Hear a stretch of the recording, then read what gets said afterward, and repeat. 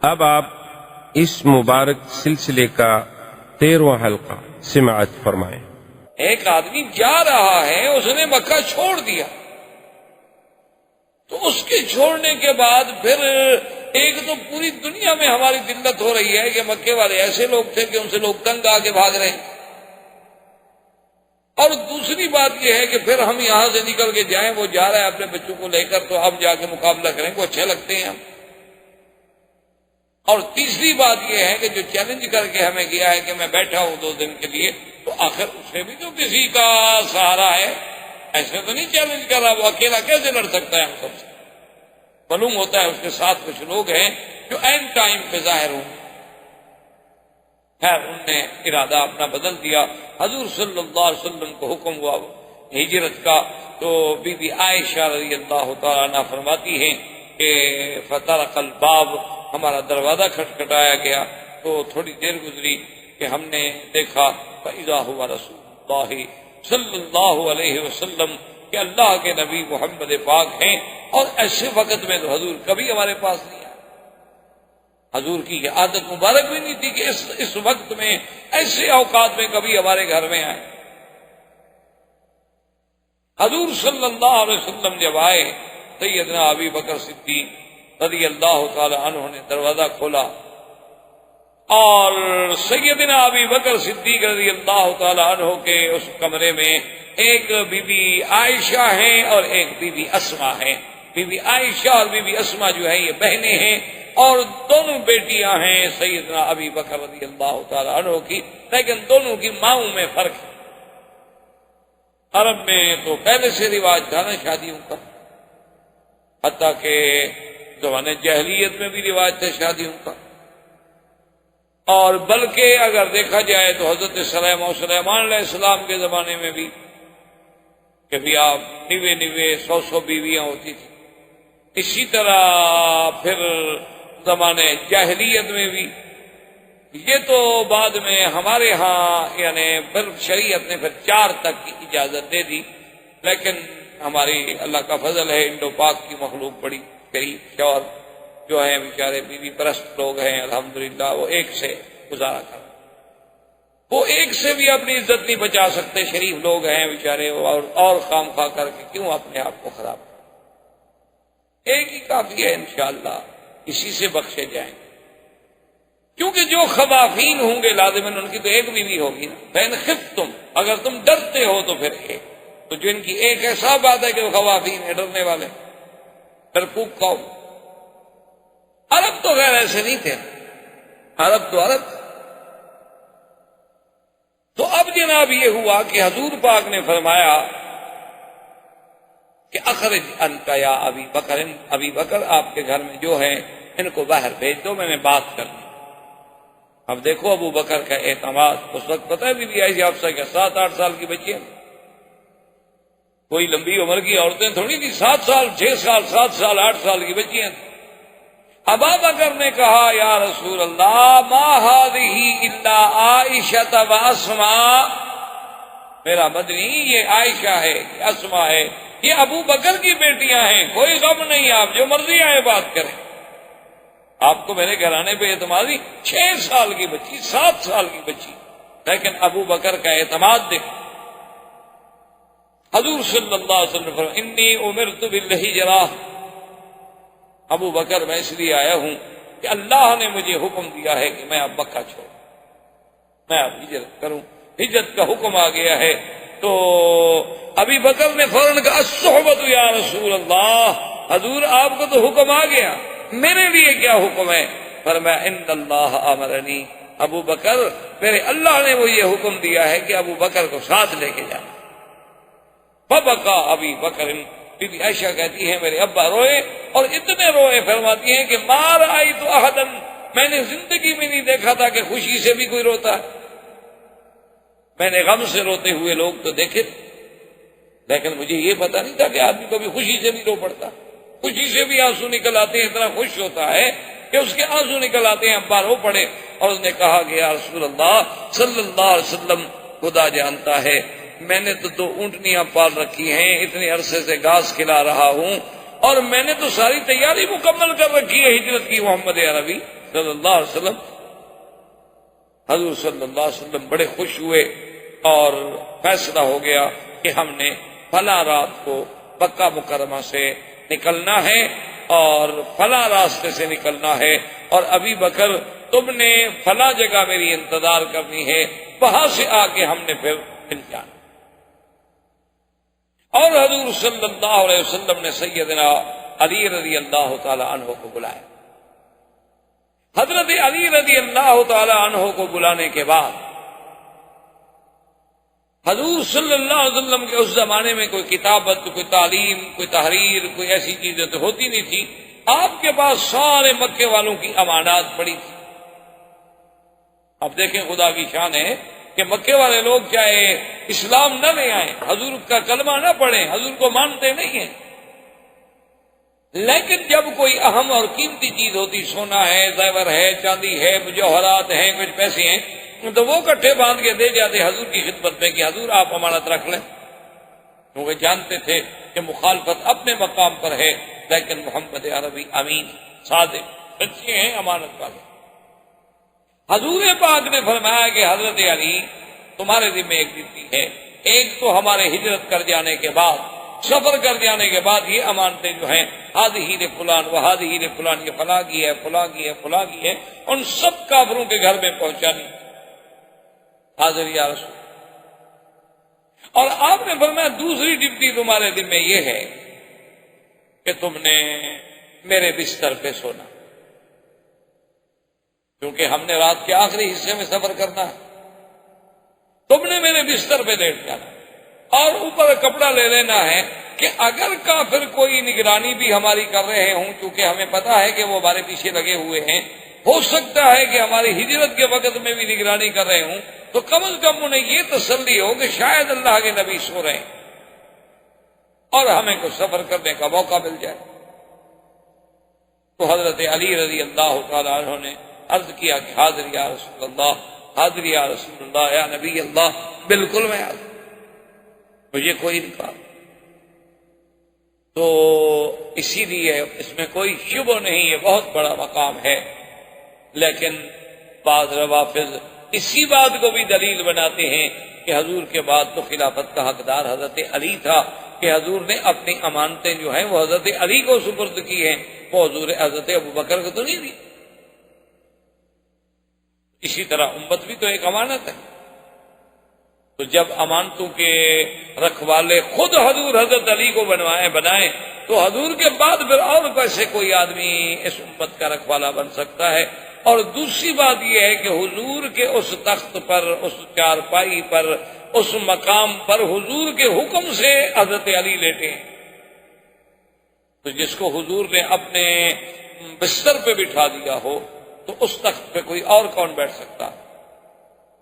حالانکہ اصولی سی بات یہ ہے کہ یہ سب قیاسی باتیں ہیں، یعنی خیالات ہیں، دلائل ہیں عقلی، اور آپ کو پتا ہے کہ عقلی دلائل تو ہر کسی کے پاس ہوتے ہیں، ہر قوم کے پاس، ہر مذہب کے پاس، لیکن نا جی اب اتنی ساری دنیا جو ہے بتوں کی پوجا کر رہی ہے، دلائل تو ان کے پاس بھی ہے نا، اپنے دل کو اطمینان دلانے کے لیے آخر کوئی چیز تو ہے جس نے ان کے دماغ کو بھی تسلی دی ہوئی ہے کہ ہم یہ اچھا کام کر رہے ہیں، ورنہ ایک عام آدمی کو پتہ لگتا ہے کہ دیکھو مورتی انہوں نے خود بنائی ہے، خود رکھ کے پوج رہے ہیں، کوئی عقل کی بات ہے، لیکن آخر ان کے پاس تو کوئی دلیل ہے نا جو ان کو وجہ اطمینان بنی ہوئی ہے کہ ہمارا کام ٹھیک ہے۔ ورنہ دلیل کا معنی ہمیشہ یاد رکھیں یہ ہوتا ہے کہ اللہ کا حکم کیا ہے، دلیل یہ نہیں ہوتی کہ تم عقل لڑاؤ، ایک بات ہمیشہ یاد رکھیں، ورنہ دلیل ہر باطل کے پاس ہوتی ہے، ہر فرقے کے پاس دلیل ہوتی ہے، ہر غلط آدمی کے پاس بھی دلیل ہوتی ہے۔ اچھا آپ دو آدمی لڑ جائیں، ہر آدمی جس کے پاس جائیں گے آپ وہ کہے گا نہیں جناب اس کی زیادتی ہے، کمال کرتے ہیں آپ، اس کے پاس جائیں وہ کہے گا نہیں جناب اس کی زیادتی ہے، کمال کرتے ہیں آپ، وہ بھی دلیل دے گا، وہ بھی دلیل دے گا، دلیل تو ظالم کے پاس بھی ہوگی، مظلوم کے پاس بھی ہوگی۔ حالانکہ دلیل کا معنی یہ نہیں ہوتا، ہمیشہ یاد رکھیں، دلیل کا معنی یہ ہوتا ہے کہ اللہ اور اللہ کے رسول کا اس بارے میں کیا حکم ہے۔ اگر اللہ کے رسول کے بارے میں حکم نہ ملے تو پھر اجماع امت کس بات پہ ہے؟ اجماع امت نہ ہو تو پھر ہم قیاس کریں گے کسی دوسرے مسئلے پر۔ یہ چار چیزیں ہیں یہ دلیل نہیں ہوتی کہ اپنا عقل لڑا لیں، اور اگر اپنا عقل لڑائیں تو میں آپ سے پوچھتا ہوں، ایک وہ آدمی ہے جس کو کافروں کی امانتیں ملی ہیں، اور ایک وہ ہے جس کو اللہ نے خود محمد مدنی امانت کے طور پر دیا ہے کہ اس کو ساتھ لے جاؤ، تو حقدار زیادہ کون ہے پھر؟ یعنی ایک آدمی تو ان چاندی سونے کی امانتوں کی حفاظت پہ رکھا گیا ہے، اور ایک آدمی کو خود نبی کے وجود کی امانت سپرد ہوئی ہے کہ ابو بکر یہ تمہارے سپرد ہے، پھر کس کی زیادہ فضیلت ہے؟ ایک آدمی حضور کے بستر پہ لیٹا ہے، اور ایک خود محمد مدنی جس کی گود میں لیٹا ہے، ان دو میں سے پھر افضل کون ہوگا؟ حضرت علی تو حضور کے بستر پہ لیٹے، اور حضور غار میں ابو بکر کی گود میں لیٹے ہیں، تو پھر آپ بستر پہ لیٹنے والا افضل ہوگا یا جو خود نبی کا بستر بن گیا ہے وہ افضل ہوگا؟ اس لیے عقلی دلائل کی بات نہیں ہوتی، اصل بات قرآن و حدیث کے دلائل کی ہوتی ہے۔ حضور صلی اللہ علیہ وسلم اللہ کے نبی، یہ سارا فیصلہ ہو گیا۔ حضور پاک کا گھر مبارک یوں سمجھنے جیسے یہ چھتا بازار ہے، غزہ ہے، ابھی یہاں بیت خدیجہ تھا، اور سیدنا صدیق کا گھر تھا جہاں ابھی شرکہ مکہ بنی ہوئی ہے، یہ تھی شار ابی بکر صدیق، اور یہاں پہلے ایک مسجد بھی آتی تھی، مسجد ابی بکر صدیق، اور وہی بیت ابی بکر صدیق تھا۔ تو حضور پاک نے فرمایا کہ میں اپنے گھر سے یوں چلوں گا اور تم اپنے گھر سے نکلو گے، تو آگے بھی سیال میں یہ طریق الہجرہ جو ہے، یہ جو قدئی کو راستہ جا رہا ہے، اسی راستے پر ہم اکٹھے ہوں گے، اور پھر آگے ہم غار ثور پہ جائیں گے، اس کے بعد غار ثور میں رہیں گے، اور تمہارا نوکر، تمہارا غلام جو ہے عامر ابن فہیرہ، اس کے ذمہ یہ ہوگا کہ وہ اپنی بکریاں اور اپنا ریوڑ لے کر اسی راستے سے صبح صبح نماز کے وقت میں ریوڑ نکالے گا، تاکہ جہاں جہاں ہم چلے ہیں ہمارے قدموں کے اوپر مال مویشی چل جائے گا، ہمارے پاؤں کے نشان بٹ جائیں گے، تاکہ قریش ہمارے پاؤں ڈھونڈ نہ سکے۔ حضور صلی اللہ علیہ وسلم نکلے تو باہر 60 قبیلے کے آدمی جو تھے جی تلواریں لے کے کھڑے فاصلہ کر، اور حدیث پاک میں آتا ہے کہ حضور نے مٹی اٹھائی اور اس کے بعد فرمایا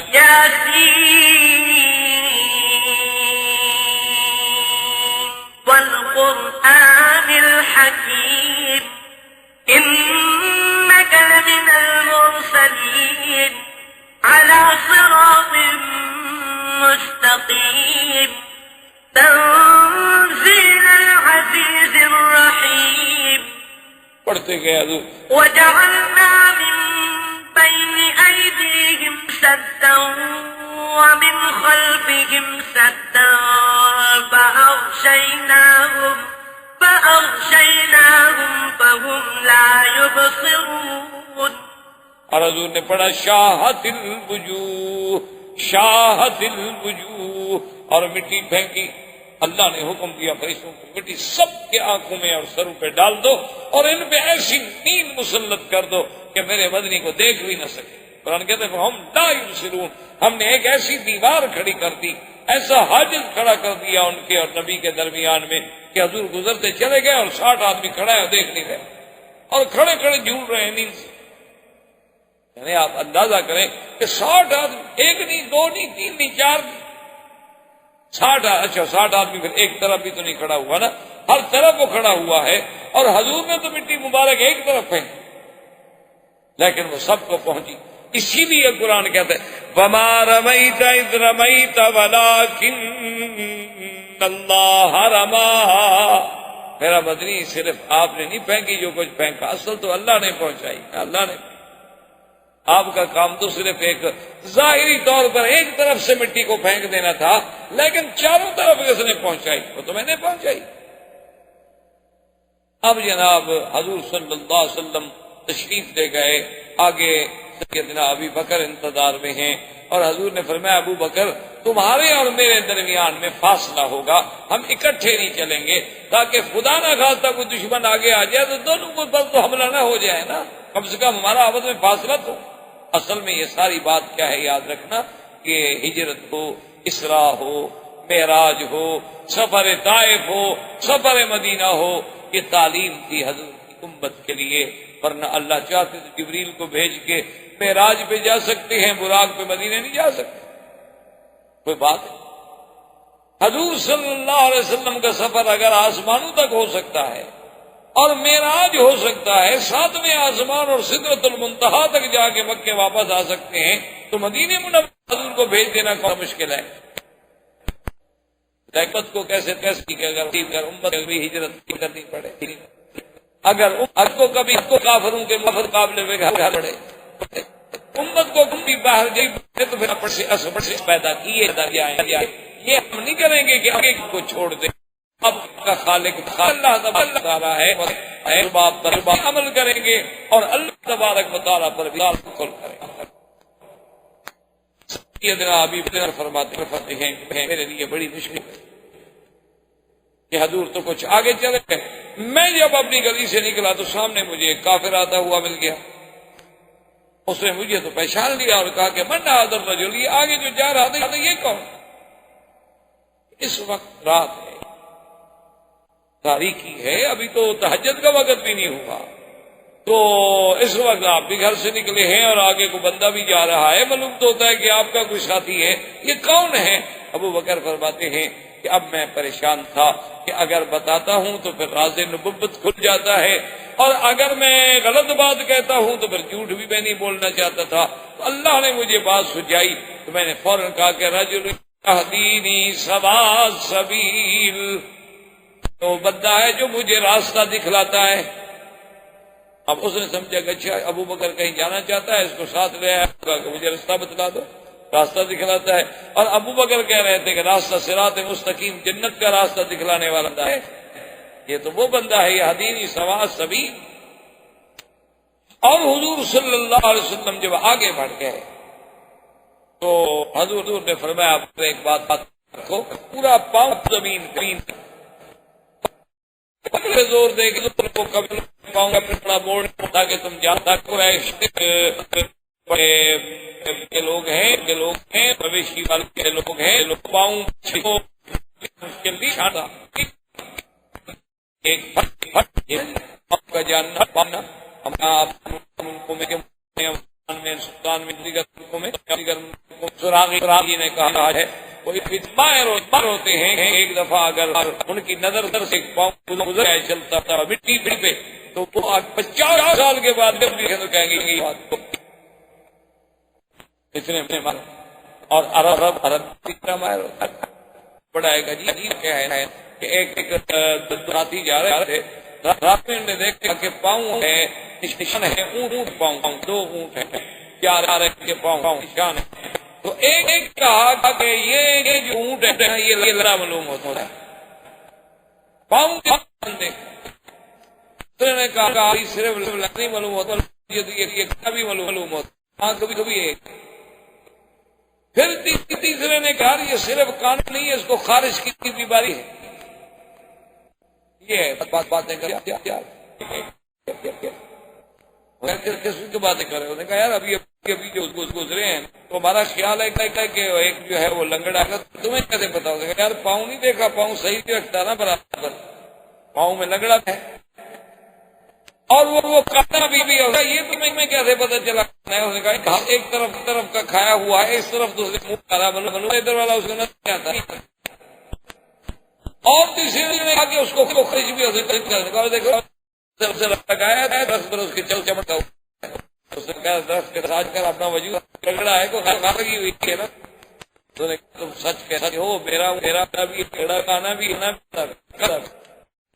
ایسی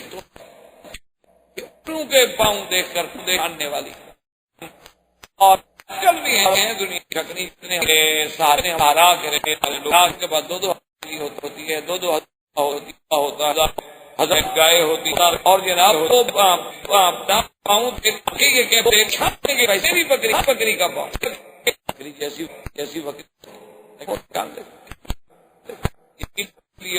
راضی کہتا ہے نا کہ ایک بدو سے ایسے میں نے پوچھا کہ تم کون سب کیا کروں، میں تمہیں کہا میں مسلمان، تو میں نے کہا کلمہ پڑھا، کہاں پڑھا؟ خدا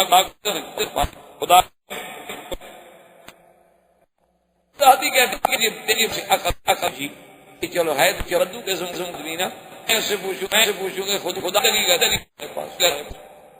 مجھے مولوی صلی اللہ عجیب آدمی ہوتا ہے کہ پاؤں بکری کر رہی اونٹ گزرا ہے اونٹ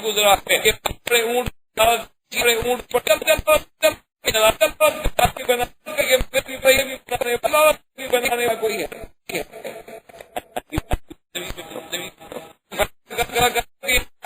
گزرا گزرا ہمیں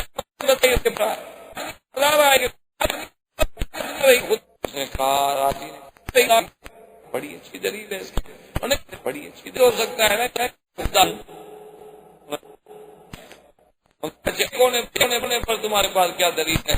اور صاحب تمہارا دماغ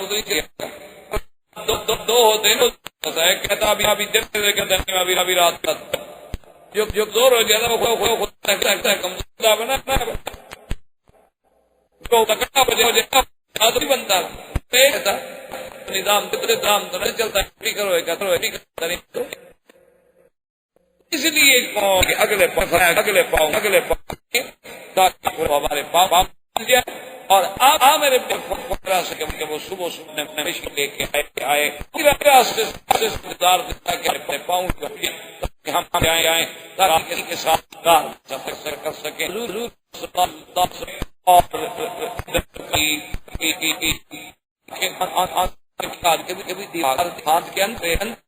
ہاتھ کی بات ہوتا ہے۔ بات یہ ہے کہ حضور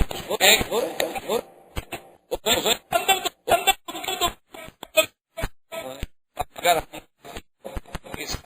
چڑھائی کی اندر کی نا تو کیا لگے گا کہ گھر میں ہم نے حملہ کیا ان کے گھروں میں کار بھی اس گھر میں نہیں ہوتا تھا کہ جہاں خیر عورت رہتی اتنی شر جس گھر میں عورت ہم اندر چلے کھڑے اندر بھی۔ اب جب صبح ہوگی بالکل وقت ہو گیا صبح کا رضی اللہ تعالی حضرت علی نکلے۔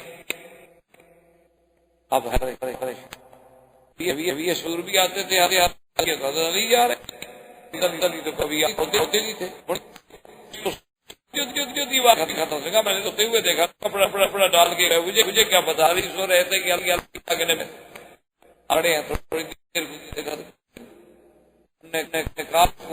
محمد صلی اللہ علیہ وسلم میرے سر میں مٹی کمال ہے مٹی تو میرے سر میں ہمارے سر میں مٹی کیسے اب 60 کا معلوم ہوتا ہے کہ انہو القت تراب علی رؤوسنا اللہ کے نبی سروں پہ مٹی پھینک کے چلتے ہم ناکام۔ اب ایسا کرتے ہیں کہ ڈھونڈتے ہیں اور تلاش کرتے ہیں کہ اللہ کے نبی کہاں گئے، زندگی باقی تو بات باقی وما علینا الا البلاغ۔ برادران اسلام، واجب الاحترام بزرگوں، دوستوں، بھائیوں، عزیز نوجوان، درود سیرت نبی صلی اللہ علیہ وسلم بارے میں ہماری یہ سلسلہ درس استطاعت اور قدر ہم نے ابتدا سے لے کر اس مقام پہ پہنچے تھے کہ حضور صلی اللہ علیہ وسلم کو ہجرت ملا، کیونکہ اللہ کے نبی کا کوئی عمل اللہ کے حکم کے بغیر نہیں ہو، اور یہ ایک بہت سرزمین کو چھوڑنا، مکہ شریف کو چھوڑنا، کعبۃ اللہ کو چھوڑنا، یہ کوئی معمولی سی بات ہے۔ افضل بقعۃ فی العالم، پوری کائنات میں سب سے افضل زمین کا ٹکڑا جو ہے وہ اللہ کا کعبہ ہے، حتیٰ کہ صحیح احادیث میں موجود ہے کہ حضور صلی اللہ علیہ وسلم نے کعبۃ اللہ میں کھڑے ہو کر یہ ارشاد فرمایا تھا کہ واللہ انک لخیر ارض اللہ واحب ارض واحب الی اللہ۔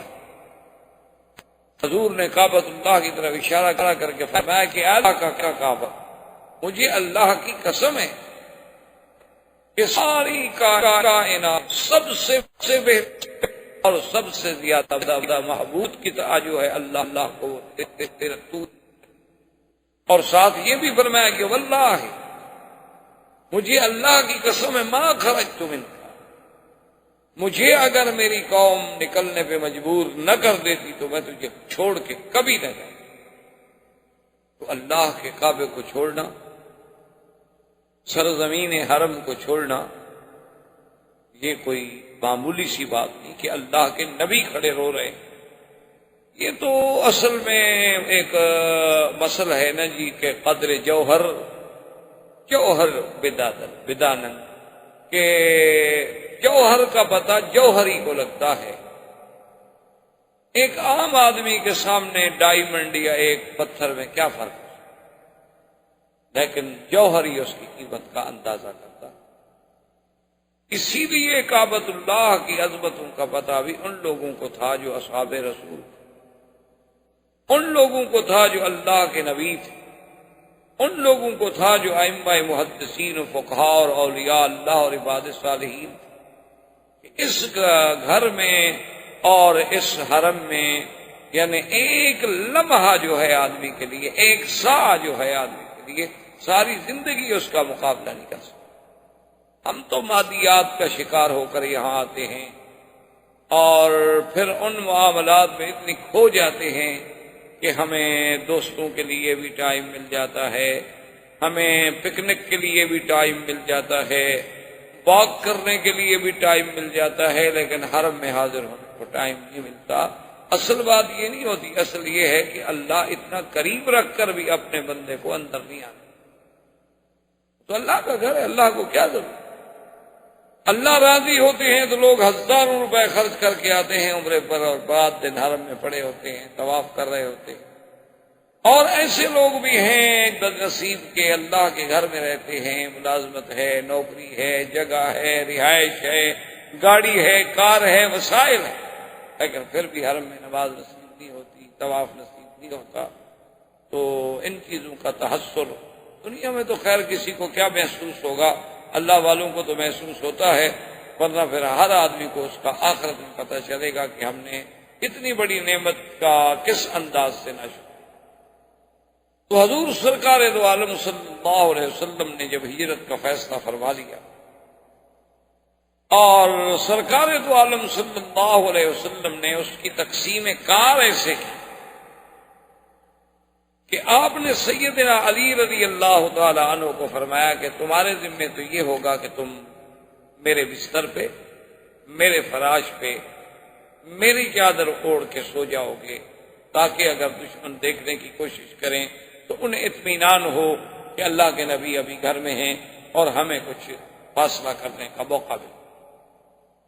اور سیدنا ابی بکر صدیق رضی اللہ تعالیٰ عنہ سے یہ فرمایا کہ اللہ کا حکم ہے ابو بکر کہ میں نے تمہیں اپنے ساتھ لے جانا، تم نے میرے ساتھ چلنا ہے، لیکن اس انداز میں ہم نے چلنا ہے کہ اپنا ایک وقت معین ہوگا اور ہم فاصلے سے چلیں کہ میں آگے ہوں گا، آپ مجھ سے کچھ دور، اور آپ کا جو غلام ہے عامر ابن فہیرہ، اس کی یہ ڈیوٹی ہوگی کہ جو راستہ ہم نے اختیار کرنا ہے اس پر وہ اپنے مویشی جانور، بکریاں، گائے اور اونٹنیاں لائے گا تاکہ وہ پاؤں جو ہیں ہمارے چھپ جائیں۔ اور عبداللہ ابن ابی بکر کی یہ ڈیوٹی ہوگی کہ وہ ہمیں روزانہ کے معلومات جو ہے وہ پہنچائے گا کہ آج کیا ہوا، آج مکے میں کیا ہو رہا ہے۔ اور بی بی اسما کے ذمہ یہ لگایا گیا کہ تم نے ہمیں طعام پہنچانا ہے۔ یہ ساری تخطیط جو تھی، یہ ساری تنظیم جو تھی، یہ خود حضور سرکار دو عالم رحمت دو جہاں صلی اللہ علیہ وسلم نے خود فرمایا۔ اسی لیے علماء لکھتے ہیں کہ اول فدائی جو ہے میرے مدنی پاک کا باعتبار جان فدا کرنے کے، اس اعتبار سے وہ حضرت علی ہیں کہ اس موقف کو جانتے ہو کہ کافر کتنے دشمن، پھر بستر پہ لیٹ جانا یہ کوئی آسان بات نہیں، یہ بہت بڑی قربانی، بہت بڑی اللہ کے نبی سے محبت کی انتہا تھی کہ آپ نے جان داؤ پہ لگا دی۔ اور سیدنا صدیق رضی اللہ تعالیٰ عنہ کا تو اس سے بھی بڑا امتحان ہے کہ وہ امانت نبوت کو لے کے ساتھ چل رہا ہے۔ سیدنا علی رضی اللہ تعالیٰ عنہ کے لیے تو خطر اس وقت تک ہے جب تک کہ کافروں کو ہو سکتا ہے پتہ نہ چلے وہ حملہ کر دیں، لیکن جب بات معلوم ہو جائے گی تو بات ختم ہو گئی، کہ بھئی اللہ کے نبی تو چلے گئے، یہ تو حضرت علی۔ لیکن سیدنا ابی بکر رضی اللہ تعالیٰ عنہ کا جو خطرہ ہے وہ تو سارا سفر میں ہے جب تک کہ حضور مدینے نہ پہنچ جائے، ان کے لیے تو پورا سفر قربانی۔ سرکار دو عالم صلی اللہ علیہ وسلم کے سفر کے لیے سیدنا ابی بکر صدیق رضی اللہ تعالیٰ نے عرض کیا کہ یا رسول اللہ، میں نے تو 2 اونٹنیاں پہلے سے تیار کر رکھی اور انہیں بڑا کھلایا ہے پلایا ہے، بڑی تر و تازہ، بڑی موٹی ہیں ماشاءاللہ، بڑی ہمت سے سفر کریں گی اور ہمیں کوئی تکلیف نہیں ہوگی، راستے میں سواری نہیں بدلنی پڑے گی۔ حضور نے فرمایا تم نے کیسے کر لیا؟ انہوں نے کہا رسول اللہ ایک تو میں نے خواب دیکھا تھا کہ ہم سفر جو ہے اکٹھے کر رہے ہیں، اور دوسرا مجھے یقین تھا کہ جب میں اجازت مانگتا ہوں ہجرت کی مکے سے جانے کی تو آپ مجھے اجازت نہیں دیتے، آپ کہتے ہیں کہ صبر کرو، سب کو تو اجازت مل رہی ہے۔ آپ نے فرمایا ابو بکر رضی اللہ تعالی عنہ، بات ٹھیک ہے، تم نے بہت اچھا کیا، لیکن میں تمہیں 1 اونٹنی کے پیسے ادا کروں گا۔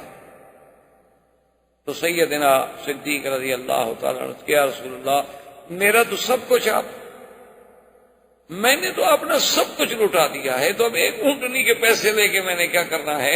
حضور نے فرمایا نہیں ابو بکر، یہ بات نہیں، اصل مسئلہ یہ ہے کہ میں اپنی ہجرت کے ثواب کو ناقص نہیں کرنا چاہتا، تاکہ اس کا پورے کا پورا ثواب جو ہے وہ مجھے حاصل۔ اسی لیے یہ ضروری ہوتا ہے کہ آپ حج پہ جا رہے ہیں، آپ عمرے پہ جا رہے ہیں، آپ عبادت پہ جا رہے ہیں، تو بہتر یہ ہوتا ہے کہ ہر ساتھی اپنا حصہ ڈالے تاکہ اس کے ثواب میں کیوں کمی آئے۔ آج کل کے دور میں یہ بات جو ہے صرف ہم نے دیکھا ہے، سنا ہے، چونکہ کبھی جانے کا اتفاق تو ہوا نہیں، تبلیغی جماعت والے حضرات جو ہیں بڑی پابندی کرتے ہیں، اور بہت اچھی بات، شریعت کا حکم، اللہ رسول کا حکم ہے، سنت محمد مصطفیٰ، سنت کے عمل میں، قرآن کے عمل میں بڑی طاقت ہے جس کو ہم سمجھتے نہیں ہیں، بڑی مشکل ہی ہے ہماری، کیونکہ ہماری آنکھوں پہ مادیت کی ایسی پٹی چڑھ گئی ہے، ہماری آنکھوں پر کفر نے اسباب ظاہرہ کی ایسی پٹی بٹھا دی ہے کہ ہماری آنکھوں میں صرف یہ اسباب ہی رہ گئے ہیں، مسبب الاسباب تک ہماری نظر ہی نہیں جاتی۔ اب آپ دیکھیں نا جی کہ کوئی تصور نہیں کر سکتا، یہ کچھ سوچ سکتا ہے کہ ایک جگہ صحابہ رضوان اللہ علیہم اجمعین نے کافروں کے علاقے پہ حملہ کرنا تھا، تو کافروں نے اپنی فون میں بھیجا کچھ لوگوں کو جاسوس بنا کر کہ مسلمانوں کا پتہ کرو بھی کتنی تعداد ہے، کتنی عدد ہے، کتنا لشکر ہے، ان کے پاس کتنے اونٹ ہیں، کتنا گھوڑے ہیں، کتنے ہتھیار ہیں۔ اتفاق کی بات یہ ہے کہ وہ جاسوس ایسے وقت پہ آیا کہ نماز کا وقت تھا، ندی کے کنارے پر صحابہ بیٹھے ہوئے تھے وضو کرنے کے لیے، اور سب مسواک کر رہے، مسواک ایک سنت، دانت صاف کر۔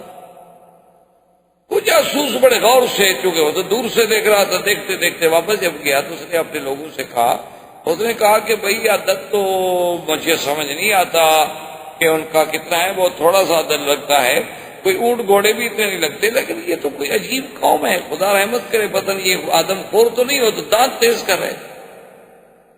میں کہا اچھا، کہاں دیکھو نا، اگر ایک آدمی کا دانت خراب ہو سکتا ہے، سب کے کیسے خراب تھے کہ ایک ہی وقت میں ایک ہی ٹائم پر ایک ہی کنارے پہ بیٹھ کے اور سارے ایک ہی لکڑی اور ایک ہی طرز پہ استعمال کر رہے ہوں۔ اللہ تبارک و تعالیٰ معاف فرمائے۔ تو اللہ کی قدرت دیکھیں، اسے ایک سنت کا ایسا روب کافروں کے دل میں پڑا کہ وہ قلعہ چھوڑ کے بھاگ گئے۔ انہوں نے کہا کہ بھی پھر آدم خور مخلوق سے کون لڑ سکتا، یہ تو اچھی بات ہے، ایک معاملہ، اور لوگوں کو سنائیں تو ان کے لیے ایک تضحیق ہوگی، ذوق ہوگا۔ ابھی آپ دیکھ رہے ہیں، ابھی چند دنوں کے پہلے سے ابھی واقعہ ہے کہ ابھی آپ نے دیکھا اخباروں میں آپ پڑھ رہے ہیں، ایران افغانستان کی جنگ کا، دعا کریں اللہ محفوظ رکھے، اللہ دونوں کو نقصان سے بچائے، اور وہ تو اتنا بڑا پھر نقصان ہوگا کہ عالم اسلام پتہ نہیں کہاں پھر 100 سال کے لیے پیچھے جا پڑے گا، اور یہی تو کافر چاہتے۔ اب جناب وہ فوجیں اور یہ اور وہ جب آ گئی، اب 3 لاکھ بارڈر پہ ایک منظم فورس پڑی ہو، اور مقابلہ کن سے ہے؟ مدرسوں کے لڑکوں سے جو انہوں نے کبھی نہ جنگ لڑی ہے، نہ ٹریننگ ہے، نہ کچھ ہے۔ کیا مقابلہ؟ اب سوچو کیا مقابلہ؟ تو ان کے جو امیر تھے نا ان لڑکوں کے، انہوں نے کہا کہ بھائی جتنے علماء ہیں اکٹھے کرو۔ تو تقریباً جو ہمیں سنایا گیا یا معلوم ہوا یا اخباروں میں پڑھا کہ تقریباً کوئی 6000 کے قریب علماء اکٹھے ہوئے۔ اس نے کہا کہ مجھے یہ فتویٰ دو کہ یہ جو ہماری جنگ ہونے والی ہے اور 3 لاکھ فوج ہمارے ہمسائے نے ہمارے خلاف لگا دی ہے، کیا وہ کافر ہے شیعہ؟ اگر تو کافر ہے پھر تو ہمیں جنگ لڑنی ہے، اور اگر وہ مسلمان ہیں تو پھر تو ہم ان سے جنگ نہیں کر سکتے، مسلمانوں سے کیسے لڑیں؟ پھر تو یہ ہوگا ہمارا فیصلہ کہ ہم نہیں پہلی گولی چلائیں گے اور نہ ہم ان کے علاقے میں قدم رکھیں گے۔ اگر انہوں نے ہمارے اوپر گولی چلائی اور قدم رکھا تو ہم ڈیفینس کریں گے جس کی ہمیں شریعت اجازت ہے، پھر ہم دفاعی جنگ تو لڑیں گے، لیکن کسی مسلمان کے ساتھ اب لڑ تو نہیں سکتے کہ ابتدا کریں۔ اس پہ علماء کا بورڈ بیٹھا، اللہ نے مہربانی کی، ان کو فوراً فیصلہ کرنا پڑا کہ جی ہم نہیں لڑتے۔ کیوں؟ ان کے لیے تو مسئلہ پیدا ہو گیا نا کہ اگر 6000 علماء متفق ہو کر کفر کا فتویٰ جاری کر دیں تو جنگ تو اپنی جگہ رہی، ہم تو ویسے جنگ ہار گئے، اور اگر وہ کفر کا فتویٰ جاری نہ کریں تو وہ کہتے ہیں ہم تو لڑتے نہیں، ہم تو مسلمانوں کے خلاف کبھی نہیں لڑیں گے، اسلام کے خلاف کون لڑ سکتا ہے؟ تو ایک سنت پر عمل کرنے کا جو اللہ کے نبی کا حکم ہے، اس کا کتنا بہتر ہوئی کہ دونوں الحمدللہ ذرا تھم گئے، اور اللہ پاک کرے کہ دونوں کو اللہ اصلاح کی توفیق عطا فرمائے، کیونکہ ہم اس لڑائیوں کے جھگڑوں کے متحمل نہیں ہو سکتے، امت اسلام کو ابھی اتنا وقت نہیں فرصت۔ تو خیر یہ سارے انتظامات کرنے کے بعد حضور صلی اللہ علیہ وسلم جب باہر نکلے تو کافر آپ کے گھر کے باہر کھڑے تھے، حضور پاک نے مٹی دی، سورۃ یاسین کی آیات مبارک پڑھی، وَجَعَلْنَا مِن بَيْنِ أَيْدِيهِمْ سَدًّا وَمِنْ خَلْفِهِمْ سَدًّا فَأَغْشَيْنَاهُمْ فَهُمْ لَا يُبْصِرُونَ۔ شاہت الوجوہ، شاہت الوجوہ، شاہت الوجوہ پڑھ کے حضور نے پھینکا، اللہ نے وہ مٹی جو تھی تمام کافروں کی آنکھوں میں سروں میں ڈالی، وہ سب کے سب غنودگی کا شکار ہو گیا۔ حضور صلی اللہ علیہ وسلم تشریف لے گئے۔ یہ اب آپ یوں سمجھیں کہ جیسے اب محلہ مسئلہ ہے، یہ حرم کے سامنے مکہ کمپلیکس ہے، یہ سارا راستہ جو یہ مسیال کہلاتا ہے، اور یہی آگے جا کے شارع ابی بکر صدیق ہے، شارع ابراہیم الخلیل ہے، اور یہی راستہ پھر جا کے کدائی سے ہوتا ہوا غار ثور کی طرف، جس کو آج کل مخطط دار الہجرہ کہتے ہیں، اصل یہی طریقہ الہجرہ۔ حضور صلی اللہ علیہ وسلم اسی طرف روانہ ہوئے، اور کافروں نے جب کافی دیر ہو گئی، صبح کا وقت قریب آ گیا، وہ حیران ہو گئے کہ حسب عادت آج حضور صلی اللہ علیہ وسلم باہر نہیں آئے۔ تو ایک نے کہا کہ چلو بھی دیکھتے ہیں، وہ دیوار پہ چڑھ کے اس نے دیکھا، اس نے کہا کہ بھئی حضور تو سو رہے، چارپائی پہ لیٹے ہوئے ہیں، کپڑا پہنا ہوا۔ اب دیکھیں کہ 60 آدمی، 60 نوجوان جنگجو قبائل کے آدمی اور بڑے معروف جنگی لوگ باہر کھڑے ہوئے ہیں، لیکن دشمن کے گھر میں داخل نہیں ہوتے، بھی اندر کود جاؤ۔ تو علماء نے لکھا کہ وجہ یہ تھی کہ یہ عرب میں آر تھی کہ جس گھر میں بچے ہوں، عورتیں ہوں، اس گھر میں داخل کیسے؟ کہتے ٹھیک ہے دشمنی ہے، جب مرد نکلے گا قتل کر دیں، لیکن جس گھر میں کوئی عورت ہو، کوئی خاتون ہو، اس گھر میں ہم رات کو کیسے داخل ہو جائیں؟ یہ تو بے حرمتی ہے، یہ تو کسی دوسرے کی عزت کی توہین ہے۔ یعنی کافروں کو یہ خیال تھا۔ اب آپ خود اندازہ کر لیں کہ آج مسلمانوں کو بھی کیا یہ خیال ہے۔ آج تو ہم جس دور سے گزر رہے ہیں، بیٹے اپنے ماؤں کے قاتل، کئی دفعہ اخبار میں آتا ہے بیٹے نے ماں کو قتل کر دیا، بیٹے نے باپ کو قتل کر دیا، بھائی نے بہن کو قتل کر دیا، بھائی نے بہن کو بیچ دیا۔ ہم تو اس دور میں گزر رہے۔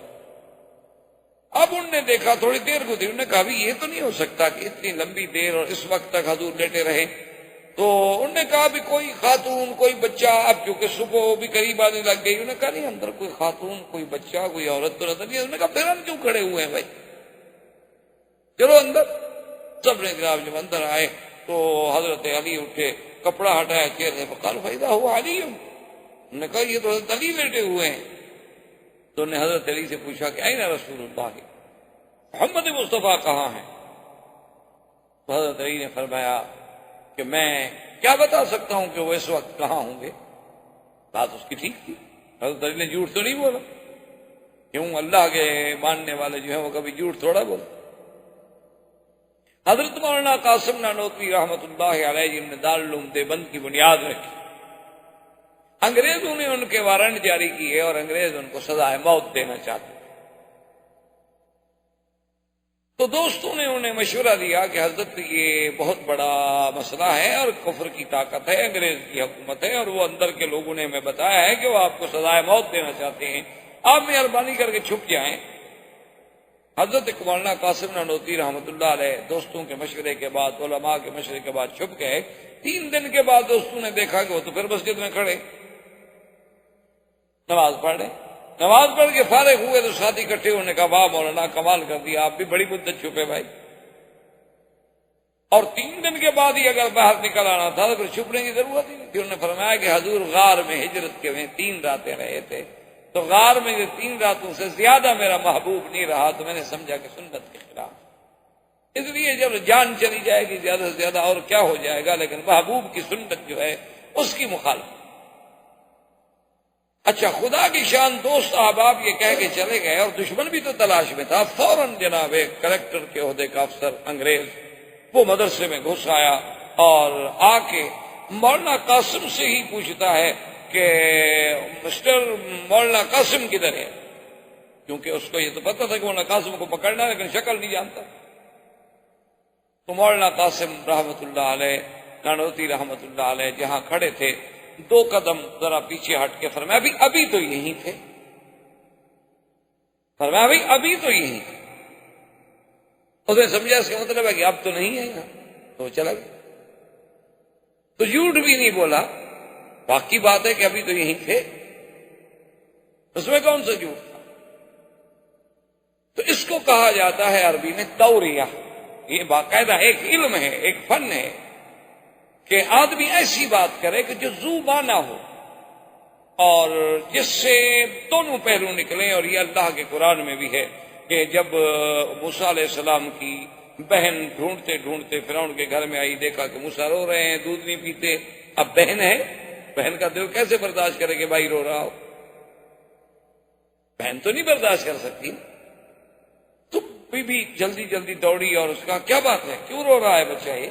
اب یہ بتا بھی نہیں سکتی بیچاری، ڈر کے مارے کہ میرا بھائی ہے. تو کیوں رو رہا ہے؟ انہوں نے کہا دودھ نہیں پیتا. دیکھو اس عورت کا دودھ دیا نہیں پیتا، اس کا دیا نہیں پیتا، اس کا دیا نہیں. اس کا صحیح اچھا ایسا ہے. هل أدلكم على أهل بيت يكفلونه لكم وهم له ناصحون. بی بی نے کہا اچھا یہ بتلاؤ کہ میں تمہیں ایک گھرانہ کیوں نہ بتلاؤں. ایک گھر ہے، اس میں ایک بی بی ہے، بڑی پاک، بڑی نیک، بڑی صالحہ، اور بالکل ابھی اس کا بچہ بھی ہوا ہے، اس کا دودھ یہ ضرور پیے، وہ بڑی پاک ہو. اب جب فرعون آیا نا جی، تو قرآن میں ہے مفسرین لکھا ہے کہ جب بی بی نے یہ کہا نا کہ وَهُمْ لَهُ نَاصِحُونَ، اور وہ گھرانے والے، وہ عورت جو ہے دودھ پلانے والی اس بچے کی خیر خواہ بھی ہے، اس کی ہمدرد بھی ہے. تو فرعون کو فوراً سوچی، اس نے کہا بن ادھر آؤ، تمہیں کیسے پتا ہے کہ وہ عورت اس بچے کی خیر خواہ ہے؟ اس کو کھٹکا کہ کہیں وہ عورت حقیقتاً تو اس کی ماں نہیں، اور یہ بچی جو ہے وہ جانتی ہے کہ یہ موسیٰ یہ بچہ کون ہے، تو اس کا مطلب ہے کہ میں جس بچے سے ڈر رہا ہوں کہ یہ وہ بچہ تو نہیں ہے. تو فرعون کی تو آنکھیں سرخ سے کہا تم نے کیسے کہہ دیا کہ وہ اس کی خیر خواہ ہے؟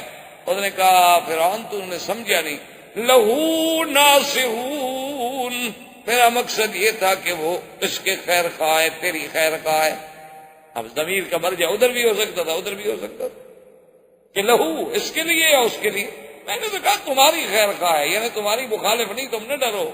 وہ تمہارے ماننے والی عورت ہے۔ اور اچھا اچھا اچھا ٹھیک ہے، تو پھر مطمئن ہو گیا، تو تمہیں میری خیر خواہ ہے نا، بچے کی خیر خواہ تو نہیں ہے۔ تو اس لیے اس کو کلام عرب میں کہا جاتا ہے توریہ، کہ دشمن کے سامنے آدمی ایک ایسی بات کہے کہ آدمی اپنی جان بھی بچ جائے اور جھوٹ بھی نہ ہو، واقعتاً جھوٹ بھی نہ ہو، اور جان کے بچانے کے لیے اس قسم کے کلمات کہنے جو ہیں اس کی اجازت۔ اب جب انہوں نے حضرت علی رضی اللہ تعالیٰ عنہ کو دیکھا تو انہوں نے کہا کہ یہاں تو اللہ کے نبی نہیں ہے، فوراً ابو جہل نے کہا دیکھو دوڑو، اس نے کہا فوراً دوڑو، جلدی کرو اور جلدی پہنچو، بس اگر نبی اپنے گھر میں نہیں ہے نا تو پھر وہ ابو بکر کے گھر میں چھپے ہوں۔ یعنی ابو جہل کا بھی یہ عقیدہ تھا کہ اللہ کا نبی اپنے گھر کے بعد اگر کوئی مقام ہو سکتا ہے تو ابو بکر کا۔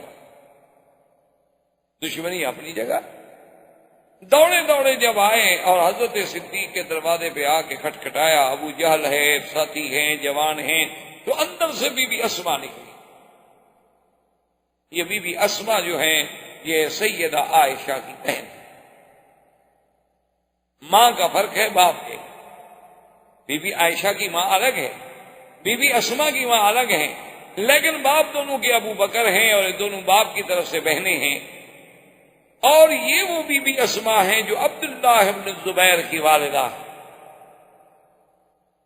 اور یہ وہ بی بی اسما ہیں کہ جن کی بہادری کا یہ عالم تھا کہ جن کو اللہ نے اتنی بہادری دی تھی کہ یہ 8 سال کی بچی تھی جب حضور کا کھانا لے کے غار میں پہنچانے جاتی۔ تم آپ تو ایک دن ذرا غار میں چڑھ کے دیکھیں، بلکہ مکے کے لوگ جو بڑے بڑے پرانے لوگ ہیں، خبراء ہیں، پرانے علم والے، پرانی زندگی گزارنے والے، وہ کہتے ہیں خدا کی شان ہے کہ غار ثور میں آج بھی جس کے دل میں ابو بکر کی دشمنی ہو وہ غار ثور پہ نہیں چڑھ سکتا۔ وہ کہتے ہیں شرط لگا لیں کسی دشمن کو لے آئیں، اس کو کہیں گے اس پہاڑ پہ چڑھ، وہ کبھی نہیں پہنچے گا غار تک، اللہ اسے پہنچنے ہی نہیں دیتے وہاں۔ کہ جب تم منکر ابو بکر ہو تو پھر وہاں جانے کا کیا مطلب؟ تو سیدہ اسما جو ہیں یہ اتنی بہادر بچی ہے کہ 8 سال کی عمر ہے۔ 8 سال کی عمر کیا ہوتی ہے؟ ہمارے بچے بھی تو ہیں نا 8 سال کے، آپ دیکھیں کیا کرتے ہیں ماشاءاللہ۔ ہاں البتہ ٹی وی شیوی وی سی آر یہ چلا لیتے ہیں، اس میں ماہر ہیں، اس میں خاصی ترقی کی ہے ہماری نسل نے ماشاءاللہ، بہت آگے جا رہی ہے۔ اور اب تو ایسی ترقی کر گئے ہیں کہ فلمیں جو دیکھتے ہیں نا اپنے گھروں سے چھلانگ لگا کے کئی بچے مر گئے، اور ان بچوں کے لباس اور کپڑوں کو دیکھیں تو آدمی حیران ہوتا ہے کہ پتہ نہیں یہ کس خطے کی مخلوق ہے۔ میں تو کبھی کبھی سوچتا ہوں کہ دیکھتا ہوں نا ٹوپیاں، رنگ برنگی کپڑے پلاسٹک کے، اور بوٹ اتنے بڑے کہ بچے سے بھاری، اتنے بڑے بڑے بوٹ باندھنے کے لیے 3 آدمی آ جائیں، ایک دفعہ بند جائے تو 3 گھنٹے نہیں کھلتے، اللہ کا عذاب ہے مستقل۔ کیا ہے نقل کرنی ہے، ایک انگریز پہنتا ہے تو ہمارے بچے کیسے نہ پہنے؟ نہ آرام مقصود ہے، نہ عزت مقصود ہے، نقل مقصود۔ وہ بدبخت اگر آج بھویں اور بال سب صاف کرا دینا، دیکھ لیں گے آپ 4 دن کے بعد ہی سب صاف، ساری بدقسمت کی ہے۔ لیکن 8 سال کی بچی ہے، دیکھو باہر نکلی تو ابو جہل جیسا آدمی، ابو جہل 6 فٹ سے بھی لمبا آدمی، اور بڑا قداور، بڑا زوردار اور بڑا ڈیل ڈال۔ اس نے کہا کہ اسما این ابو کی، تمہارا باپ کہاں ہے؟ وَأَيْنَ رسول اللہ، اور محمد مصطفیٰ کہاں ہے؟ اس نے کہا ابو جہل مجھے نہیں پتا کہ وہ اس وقت کہاں ہے۔ تو ابو جہل نے غصے میں آ کر بدبخت نے سیدہ اسما کے چہرے پہ تھپڑ ڈالا۔ باقاعدہ کتابوں میں لکھا ہوا ہے کہ دائیں رخسار پہ سیدہ اسما کو ابو جہل نے تھپڑ مارا تو بائیں کان کی بالی جو تھی وہ کان سے ٹوٹ کے ایک فرلانگ دور جا پڑی، اتنا زور سے اس ظالم نے مارا، لیکن بی بی سہ گئی اور راز نبوت نہیں کھولا۔ مجھے نہیں پتا کہاں ہے۔ اب شرمندہ بھی ہوا کہ میں نے ایک بچی پہ ہاتھ اٹھایا، اب سب عرب دیکھ رہے ہیں یہ کیسا بدبخت ہے، لڑکیوں کو مارتا ہے۔ فوراً شرمندہ ہوا، واپس آیا، دار الندوہ میں پہنچا اور فوراً میٹنگ کال کی۔ انہوں نے کہا کہ دیکھو اللہ کے نبی تو چلے گئے، لیکن اگر وہ ہم سے نکل گئے اور کسی بھی طرح وہ مدینہ منورہ پہنچ گئے تو پھر ہماری خیر نہیں ہے. اس لیے ہمیں فوراً ہر ممکن تلاش کرنی چاہیے. اور 100 اونٹنی کا اعلان کیا ابو جہل نے کہ جو آدمی اللہ کے نبی کی خبر لائے گا میں اس کو 100 اونٹنی انعام دوں. اب جناب کفار قریش دوڑ پڑے اور ادھر میرے بدنی آگے آگے جا رہے ہیں، سیدنا صدیق پیچھے جا رہے ہیں. اور جب غار کے پہاڑ کے قریب پہنچے، حضور تھوڑے سے اوپر چڑھے تو سیدنا ابو بکر کہتے ہیں کہ حضور کی انگلیاں مبارک میں خون بھر گیا. ان کے نازک بدن تھا کہ حضرت انس فرماتے ہیں کہ میں نے تو ایسا ریشم و کم خواب بھی نرم نہیں دیکھا جیسے حضور کی تلیاں مبارک نرم تھی.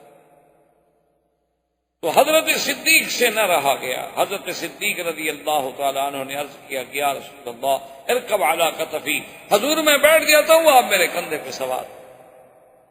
حضور فرمایا ابو بکر کیا کرنے کا؟ حضور میں آپ کی تکلیف نہیں دیکھ سکتا. ان پتھروں پہ چلتے ہوئے آپ کے پاؤں، آپ کا جسم، آپ کا جسد مبارک ایک تکلیف محسوس کر رہا ہے. ابو بکر یہ برداشت نہیں کر سکتا. تو حضور صلی اللہ علیہ وسلم آپ کے کندھے پہ بیٹھے اور ابو بکر اٹھا کے چلے. اسی لیے ایک آدمی نے جب حضرت علی سے پوچھا کہ من اعلم الناس، کہ حضور کے صحابہ میں سب سے بڑا علم والا کون تھا؟ قال ابی بکر، ابو بکر.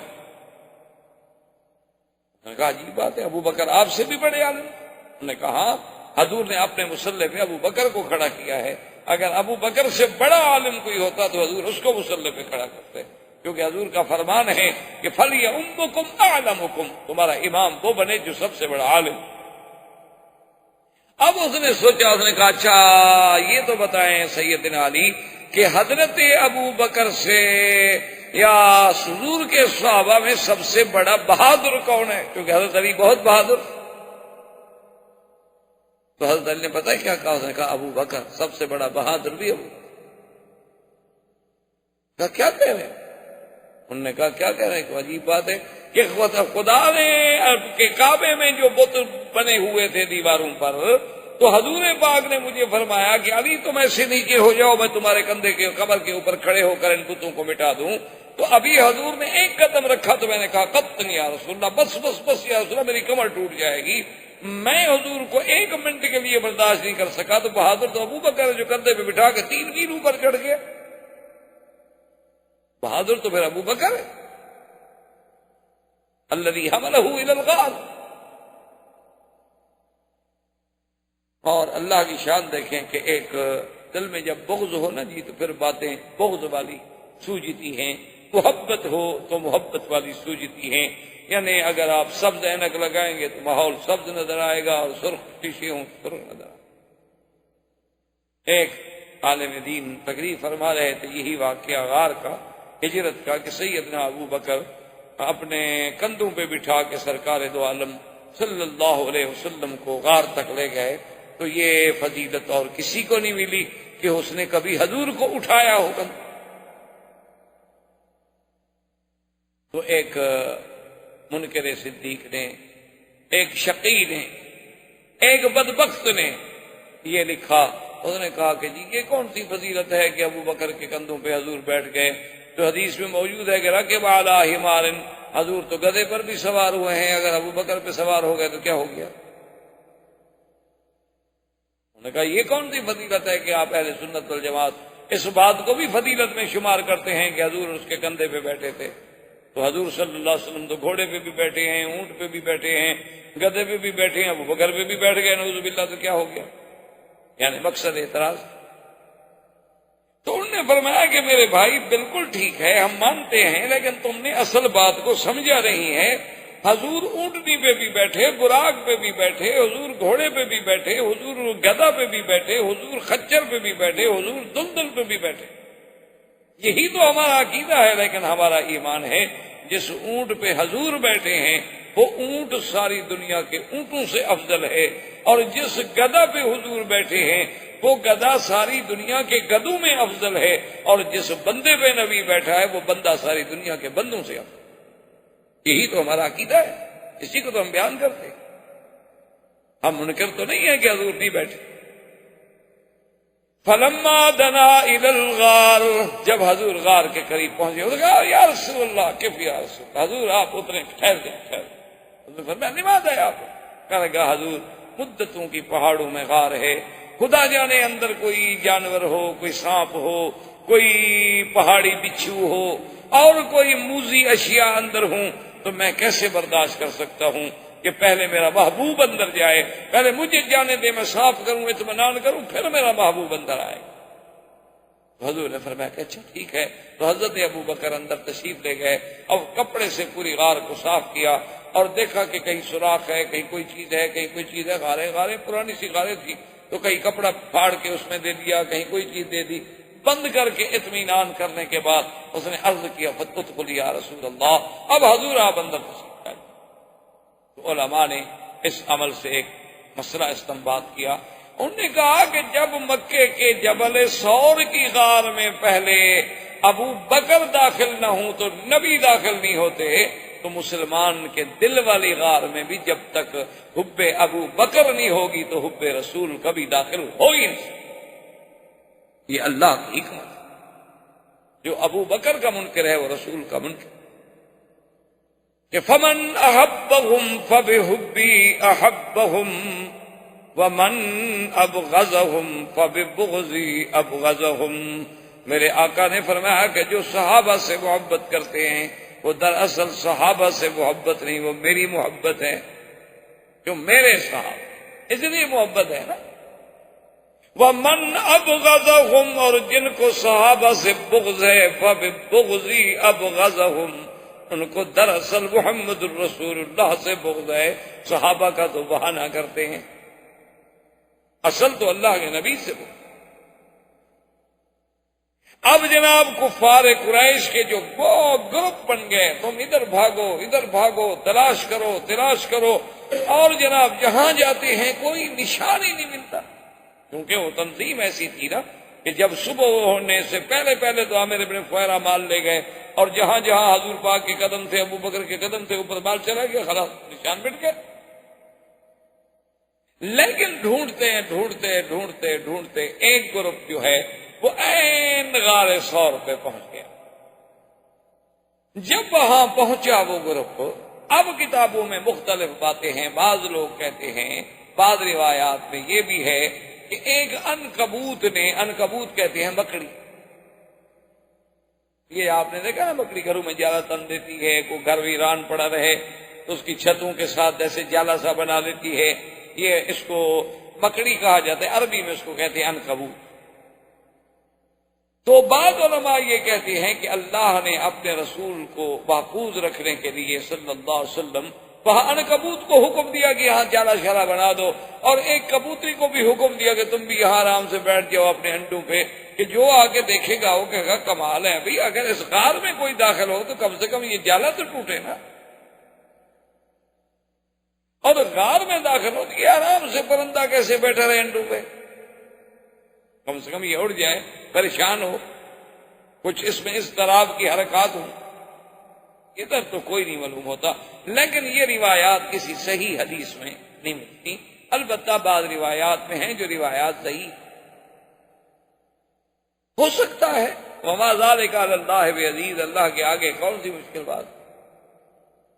اللہ تبارک و تعالی اگر ہدہد سے حضرت سلیمان علیہ السلام کے لیے اتنا بڑا کام لے سکتے ہیں تو کیا کسی اور پرندے سے میرے مدنی صلی اللہ علیہ وسلم کی حفاظت کا کام نہیں لیا جا سکتا؟ کوئی بڑی بات نہیں. لیکن بہرحال یہ واقعہ کسی حدیث صحیح میں ہمیں ملتا ہے کہ کسی صحیح حدیث مبارک میں ملے.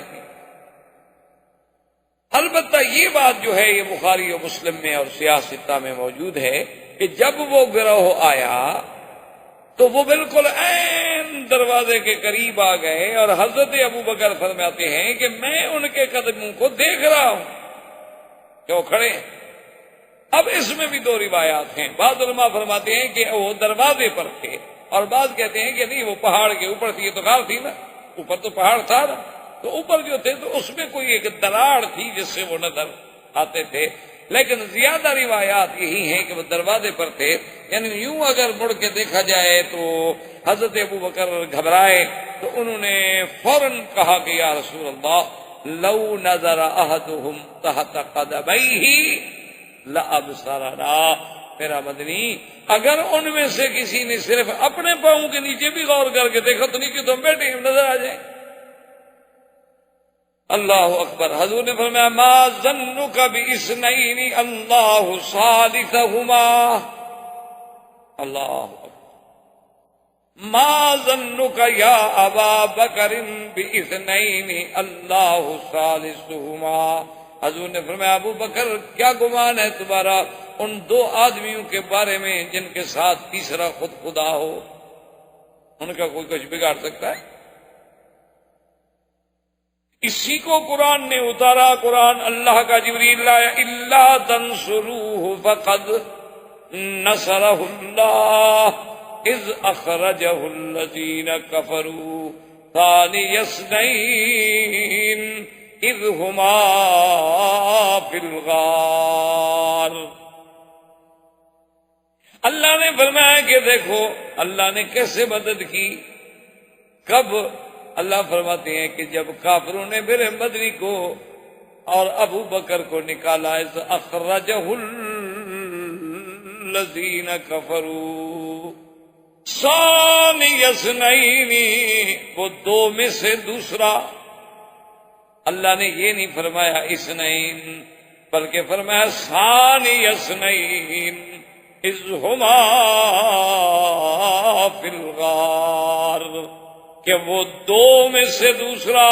یعنی قرب نبی کا، صحبت نبی کا، تقرب رسول کا اتنا رنگ چڑھا ہے کہ اب ابو بکر بھی گویا نبی کے برابر آ کے دوسرا بن گیا. ورنہ کہتے اللہ پاک فرماتے ایک نبی اور ایک ابو بکر. فرمایا ثانی اثنین اذ ہما فی الغار اذ یقول لصاحبہ لا تحزن ان اللہ معنا، کہ جب اللہ کے حکم سے مدنی مصطفیٰ فرما رہے تھے اپنے صاحب کو کہ لا تحزن، غم نہ کر، اللہ ہم دونوں کے ساتھ ہے. اللہ کی معیت جب ہمارے ساتھ ہے تو دشمن کیا بگاڑ سکتا ہے. اس لیے علماء نے لکھا ہے کہ کسی صحابی کے لفظ کا انکار کرنے سے بندہ کافر نہیں ہوتا، مگر ابو بکر کے صحابی ہونے کا انکار کرے تو کافر ہو جاتا ہے. کیونکہ ابو بکر کو تو اللہ نے قرآن میں صاحب کہا ہے نا. تو اللہ کے قرآن کے تو ایک حرف کا منکر بھی کافر ہے اور ایک آیت کا منکر بھی کافر ہے اور سارے قرآن کا منکر بھی کافر ہے.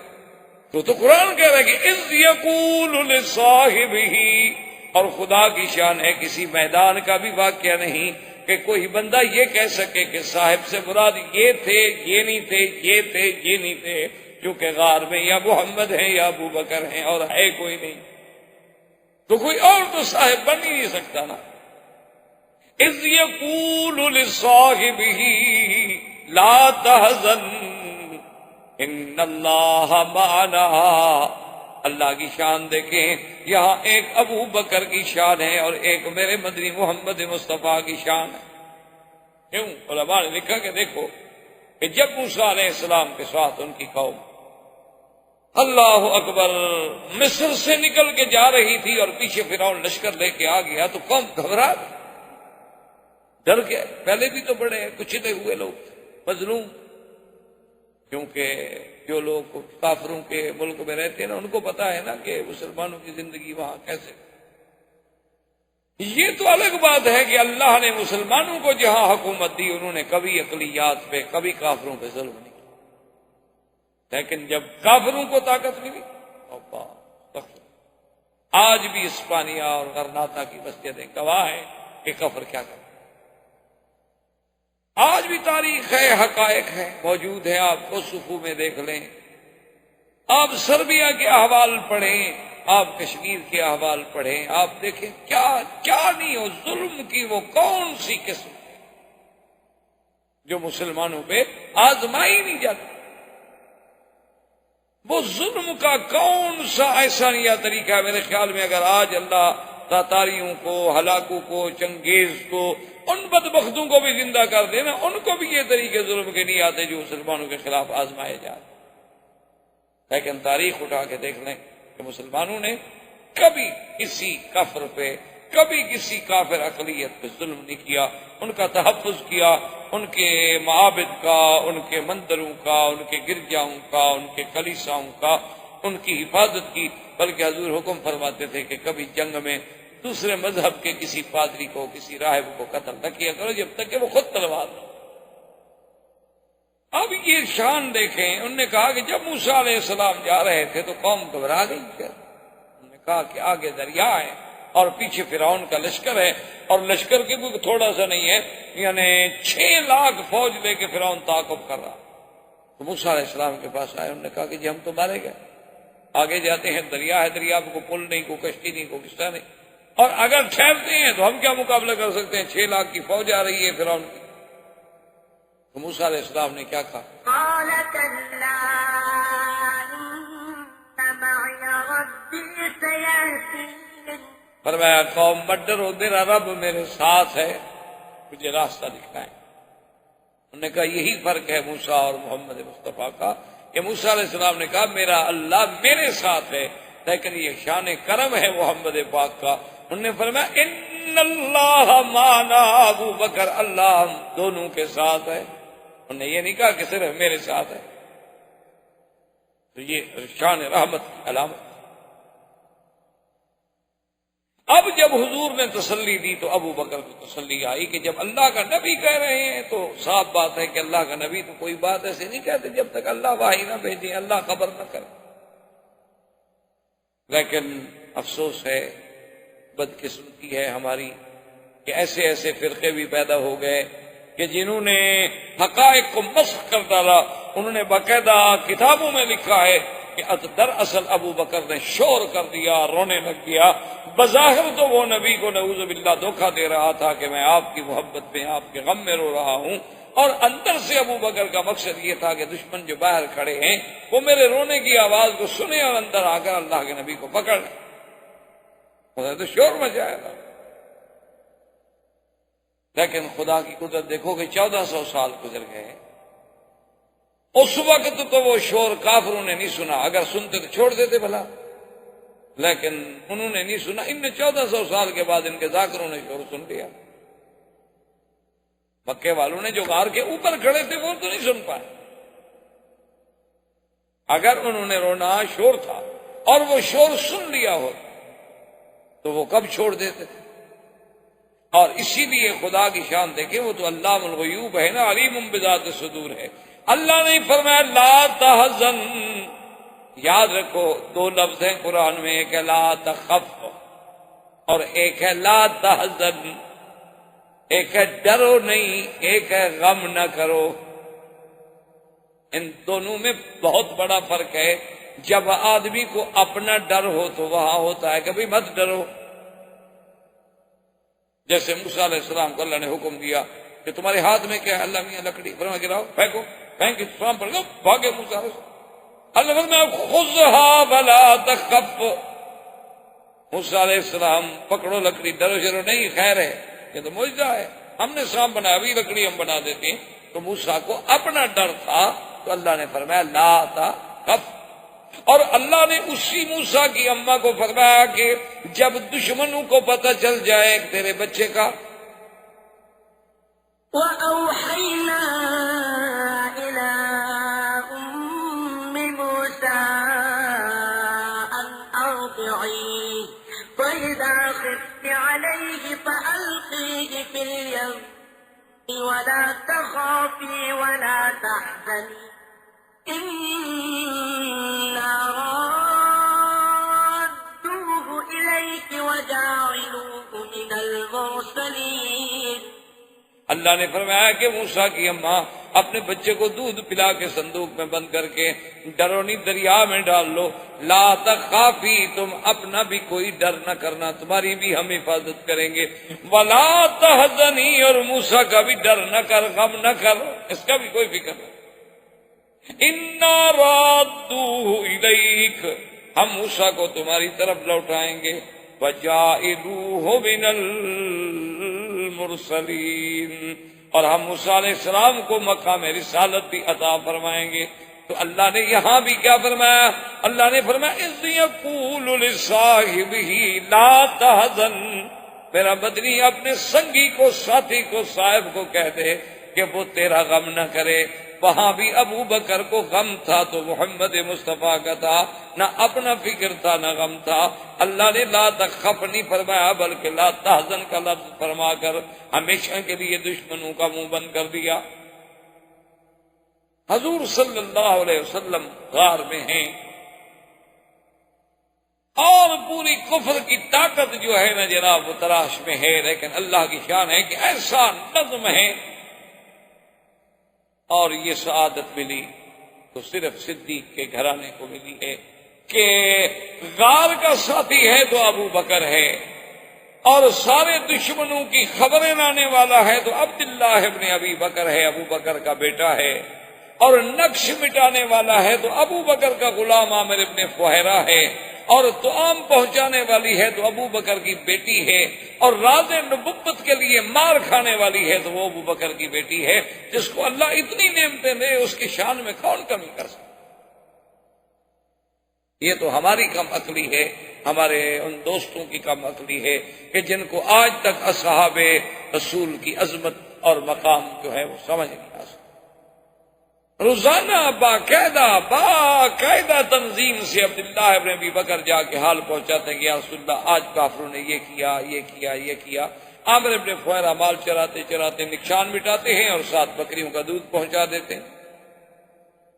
بی بی اسما کھانا پہنچا دیتی ہیں عامر ابن فہیرہ کو، اور عامر ابن فہیرہ آگے کھانا پہنچا دیتے ہیں، اور ایک دلیل ہے راستہ دکھلانے والا وہ یہودی ہے۔ اسی لیے علماء نے لکھا کہ اگر اللہ چاہتے تو جو خداوند قدوس معراج کی رات میں بیت المقدس کو اٹھا کے اللہ کے نبی کے سامنے کر سکتے ہیں تو کیا مدینے کا راستہ نہیں دکھلا سکتے؟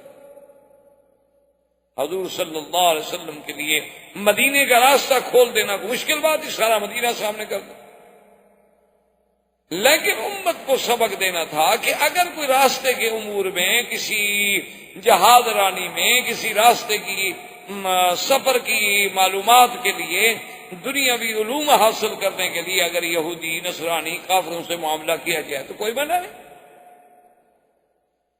اس لیے جو دلیل تھا جس کے ذمہ تھا کہ تم نے ہمیں خفیہ راستے سے مدینہ منورہ پہنچانا ہے وہ کافر۔ اچھا خدا کی شان ہے کہ وہ کافر بھی اتنا پکا تھا کہ اس نے آخر وقت تک غداری کی۔ آج کا کوئی مسلمان ہوتا ہے تو بڑا اعلیٰ سودا کرتا ابو جہل سے، کیونکہ آج کل تو مسلمان ماشاءاللہ مانا یہی ہوتا ہے نا کہ ہر بات پہ کمیشن، ہر بات پہ سودا، تو اس نے بھی غداری نہیں۔ اب حضور صلی اللہ علیہ وآلہ آلہ واصحابہ وسلم تسلیما کثیرا کثیرا 3 راتیں رہنے کے بعد کار سے اب کافر تو تھک گئے۔ 3 راتیں کو مذاق تو نہیں ہوتی نا کہ 3 دن اور 3 رات پورے مکے کے راستے سارے جو ہیں کنگھاڑ ڈالو اور کہیں سے کوئی خبر نہ ملے، تو ذرا وہ تھمے، اور حضور اپنے اونٹنیوں پر سیدنا ابو بکر کے ساتھ ایک خالص خفیہ طریق سے، خفیہ راستے سے کار سے نکل کے آپ نے سفر اختیار فرمایا۔ اور صحیح حدیثوں میں واقع آتا ہے کہ یہ سفر ہوتے ہوتے ہوتے ہوتے جب حضور صلی اللہ علیہ وسلم، آج بھی آپ اگر مکے سے مدینہ منورہ جائیں نا اپنی گاڑیوں پر بے روڈ جائیں تو آپ نے دیکھا ہوگا کہ آپ یہی روڈ جو ہے طریق الہجرہ یا طریق المدینہ لے کے نکلیں تو آگے رابق سے پہلے پہلے جتنے سے راستہ آتا ہے اور وہاں یہ مکے والا راستہ بھی جا کے مل جاتے ہیں، پھر آگے جا کے ایک راستہ یوں آ رہا ہے اور ایک یوں جا رہا ہے، یوں آگے جا کے مل گئے۔ حضور پاک تو پہاڑوں سے آ رہے تھے، یہ جو راستے میں وادیاں ہیں جیسے وادی عثمان ہے، وادی قدید ہے، یہ ساری وادیوں کے قریب قریب پہاڑوں سے گزرتے ہوئے، کیونکہ اس زمانے میں اونٹوں کا سفر ہے، وہ کاریں ہیلی کاپٹر تو نہیں تھے۔ جب حضور صلی اللہ علیہ وسلم اس راستے پہ پہنچے جو راستہ سیدھا مکے سے آ رہا تھا، تو حضرت ابو بکر صدیق فرماتے ہیں فبکا رسول اللہ صلی اللہ علیہ وسلم، حضور رونے لگ گئے، آنسو مبارک آ گئے داڑھی مبارک پہ۔ حضرت صدیق نے عرض کیا کہ یا رسول اللہ کیا بات ہے، آپ کیوں اداس، کیوں رو رہے ہیں، مجھے بتائیں۔ حضور نے فرمایا کہ ابو بکر انی اتذکر مکہ، یہ مکے کی سڑک دیکھ کر مجھے مکہ یاد آ گیا۔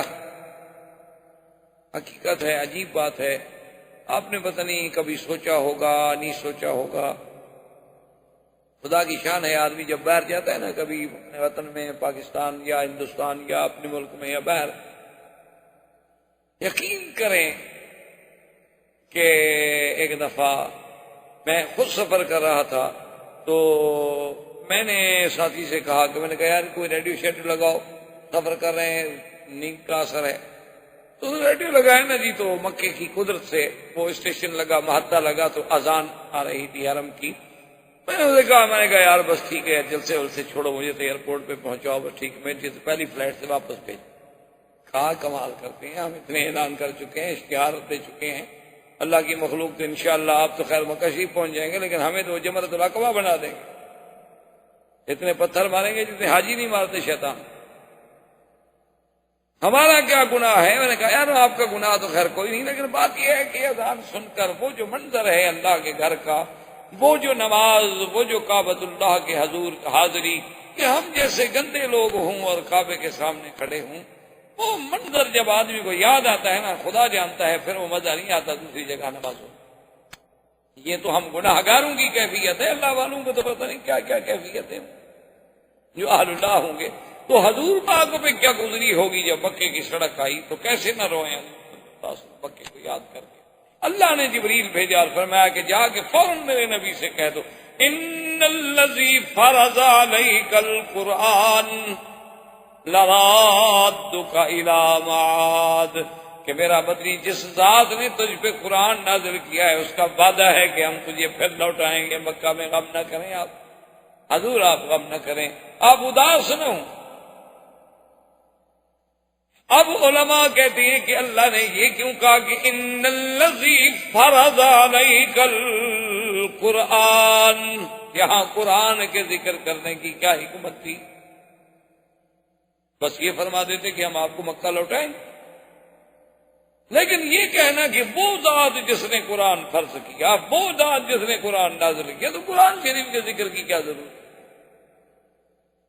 علماء نے لکھا اس میں اشارہ تھا کہ میرا مدنی جب ہم نے قرآن اتارنا چاہا اور جبریل میرا قرآن لے کے آیا تو کوئی دشمن روک سکا؟